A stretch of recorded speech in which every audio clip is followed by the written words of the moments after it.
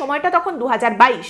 কলেজে পড়তে গেলে টিএমসিপি করতে হবে, তৃণমূল কংগ্রেস ছাত্র পরিষদ করতেই হবে।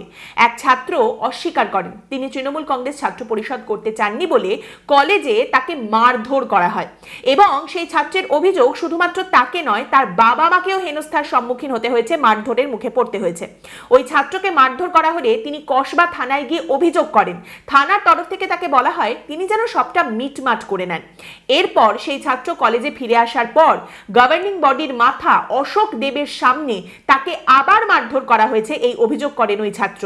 তারই সঙ্গে অশোক দেবের সামনে যখন বাবা মা তার ছেলেকে বাঁচাতে যাচ্ছেন মারের হাত থেকে, সেই সময় বাবা মাকেও মারধরের মুখে পড়তে হয়, এমনটাই অভিযোগ ছিল। আর এই সমস্ত কথা নিয়ে যখন অশোক দেবকে প্রশ্ন করা হয়, তিনি অবভিয়াসলি পুরো বিষয়টা অস্বীকার করেন এবং তিনি বলেন, আমরা সবটা খতিয়ে দেখছি, কি হয়েছে না হয়েছে আমি তো কিছুই জানি না। এরপর একটা প্যানেল তৈরি করা হয়, তারা সব তদন্ত করে খতিয়ে দেখবে কি হয়েছে না হয়েছে। সেই প্যানেলের তরফ থেকে একটা রিপোর্টও দেওয়া হয়েছিল তদন্ত করে। বলা হয়েছিল এটা জাস্ট একটা মিসআন্ডারস্ট্যান্ডিং ছিল, আর কিচ্ছু নয়।